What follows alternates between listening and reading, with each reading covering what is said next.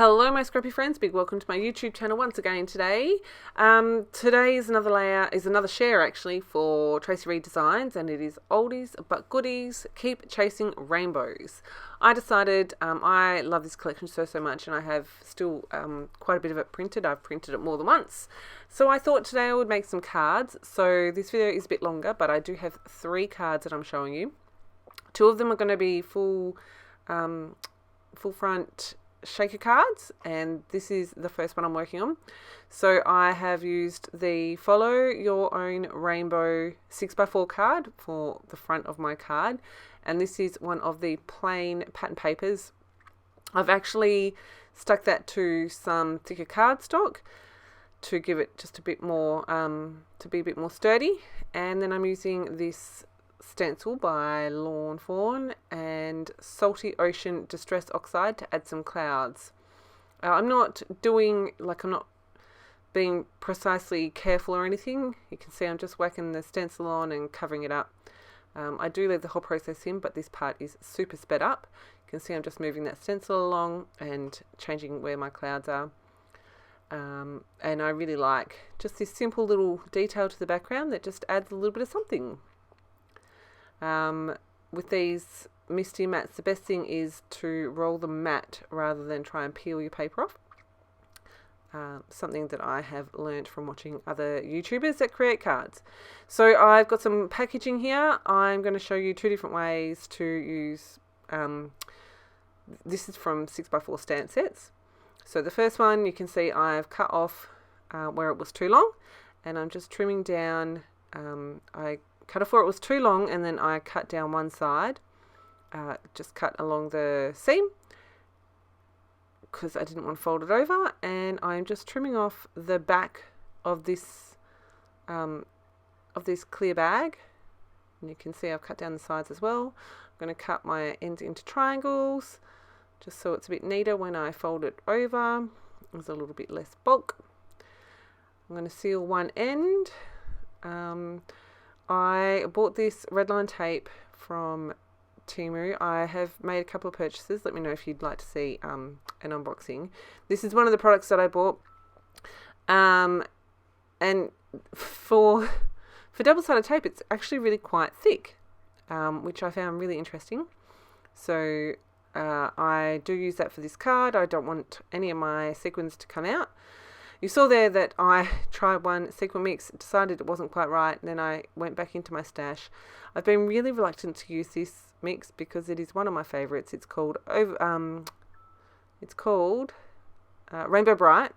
It's got a whole bunch of rainbow coloured stars with little wood veneer rainbows in it. Like I said, I didn't want to use it because I love it, but I was like, you know what, just use it. It's perfect for this card. So that's what I did.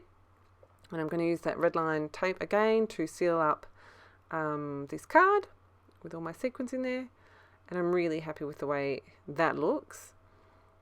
I'm going to add my tape here, and then I'm going to use the same dies that I've used on that 4x6 card to trim down that blue panel. They are stitched rectangle dies that I got, I'm not sure where from. I've had them for ages. I really love the stitched finish, so almost all of my cards have that detail on them. So I'm just going to cut this. This is the full size, and I'm working in Australian size card, so it's 14 by 8 centimeters by 10.5. It is a side folding card, and here I just thought I'd leave that little bit in for you to see. If you get little like fuzzy bits on the side, if you just run your nail along the edge, it'll get rid of that fuzzy bit. And I have got some Nina Solar White A4 again that I am scoring at the A5 mark, and I'm going to trim it the other way to 10.5 centimeters to get to either top or side folding cards. What you couldn't see, and I just soaked up the extra water. When I score my cards, I do spritz it along the center of the card with some water, just because this is really thick card, and I have found if I don't spritz it with water, then it tears. So I spritz it with water, which then makes reinforcing the fold work really well, and my cardstock doesn't tear. So that's what I did there. And then I get 2 pre-scored cards in one once I've scored it and then cut it.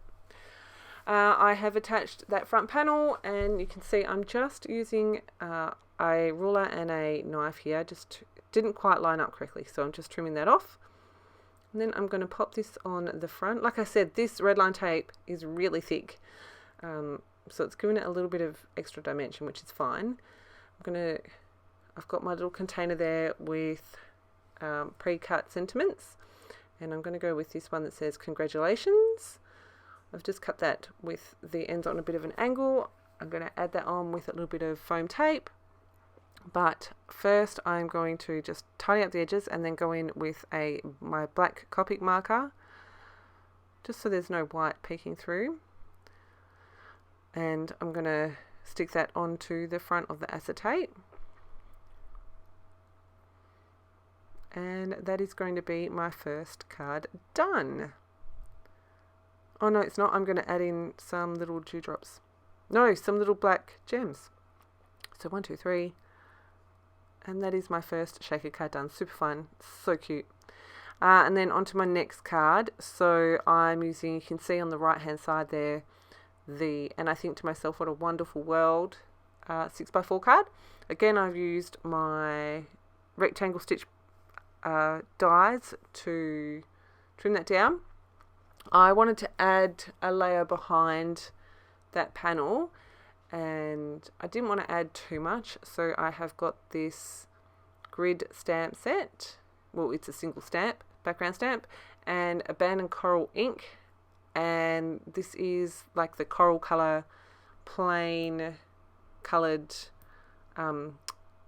paper in the kit from the collection, and I just I did my first stamp onto some scrap paper, and then the second one onto the colour card, so there's just a little bit of detail on that background. This is the second way, another way to create these full front shaker cards. So I have just folded that edge over and used some regular old sticky tape to tape that up. And I'm going to trim off the excess again.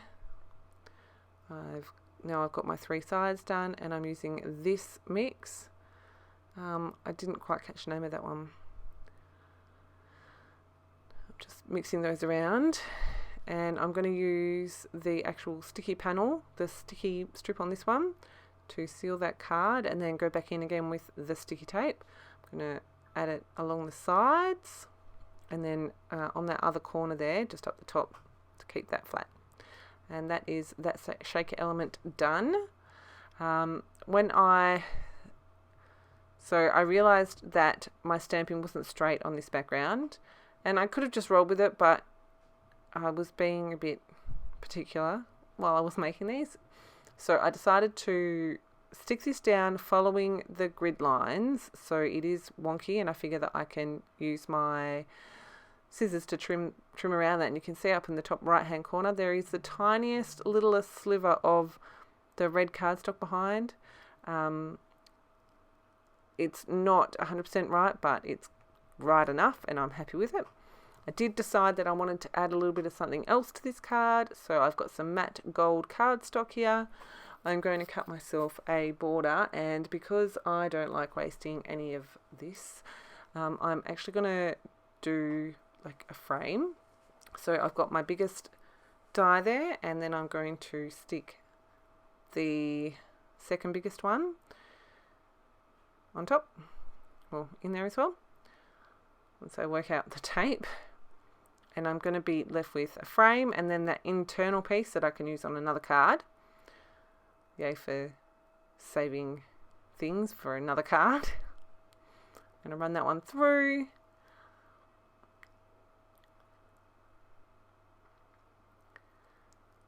And there we go. I've got my 2 cut out panels.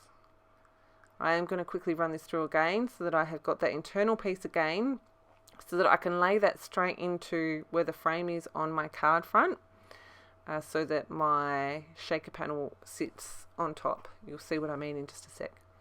So I did this before with my other card, used my scoreboard for aligning this. I just find this is the easiest way, this or my Misty, to get everything lined up correctly.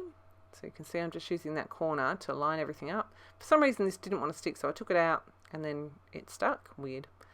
So here is what I was talking about before. That just slides straight in. So now I've got like a flat surface there to work with, making sure that I've stuck that the right way. And then I'm going to go in and pop this on top. And because I've got that red border around the outside, it is a little bit bigger than that internal panel, which makes it work perfectly. I figured for this one that I would add a sentiment when I decide to give it. I'm not really sure exactly what sentiment I'm going to use it like who I'm going to give it to or what for, but it's in my stash and it's there when I'm ready to use it. What I've got here is some scrap cardstock. So I print all of our own calendars at home. We have big A3 calendar on our fridge that is updated every month, and rather than throw the cardstock out at the end of the month, I have been saving it and using it as layers, for extra dimension and stuff in cards and things like that. So that's what I'm working on here. I did have some the adhesive sheets that I've stuck to this and then peeled the backing off, and I've got all these strips from this collection again. Most of these were already cut and I've added in a couple of holographic strips. I did have to cut a few more, but I love this look on cards. It's a super fun way to get lots of different patterns or colours. You could do it monochromatic, or you know, just a rainbow, or you know, like blue, yellow, blue, yellow, blue, yellow. Or it's so versatile and I love it. And putting the strips on an angle means you don't need to worry about lining things up straight, because everything lines up with the one that's already stuck. So that's all done. I'm going to use my dies to cut that out. And for this one, I thought I would jump into the embellishments I've got printed. So I'm going to use that shine as the sentiment on this one. And then I pulled out these butterflies. These are from the embellishments, the digital kit embellishments, and I've printed them, and I'm going to fussy cut them. Because that word is rainbow colours, and because that card front is so, like, there's so much happening, I pulled in some vellum, and I'm going to basically embellish on top of the vellum. I've got one of these little wood veneer strips, which is also from the embellishments, and it says don't give up. So shine, don't give up. And I'm going to pop, so first I'm going to trim this down. I've got a little bit of white. And I'm going to pop both of these items up using some foam tape. Once I've stuck those to the vellum, I will use glue behind where the foam tape is on the vellum to stick it to the card front. I hope that makes sense. You will see me do it in just a sec. So I'm just peeling all that off, line that up where I want it. Make sure I've got things in the right place. Happy with that. So I just let that fall to where it was going to sit and then pressed it down. I'm going to do the same thing here with my sentiment, make sure I can get it in the right place.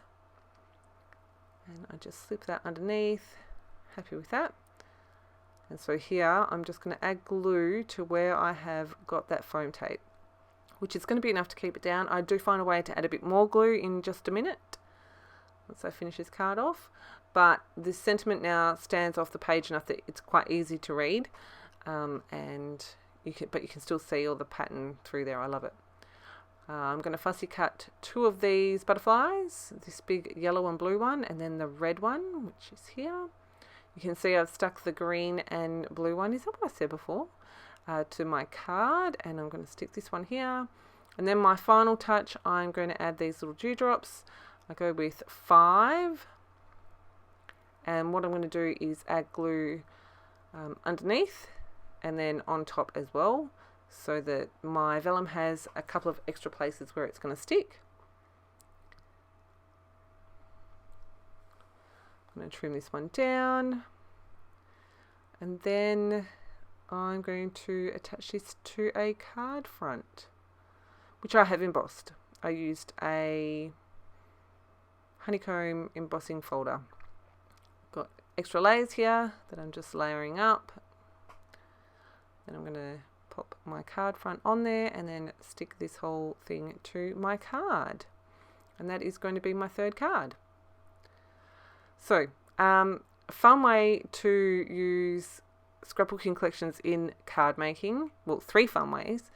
If you have any questions, please make sure you drop them below. I really enjoy making cards. This actually took me way longer than I thought it was going to, but it was, I really enjoyed the process. My desk became a big fat mess, but that's okay. I've got a couple of photos coming up. If you have any questions, please make sure you drop them below. I'll make sure I link to this collection at the Traci Reed shop as well. Thank you so much for choosing to spend your scrappy time with me, and I will see you in my next process video. Have a fantastic scrappy day, my friends.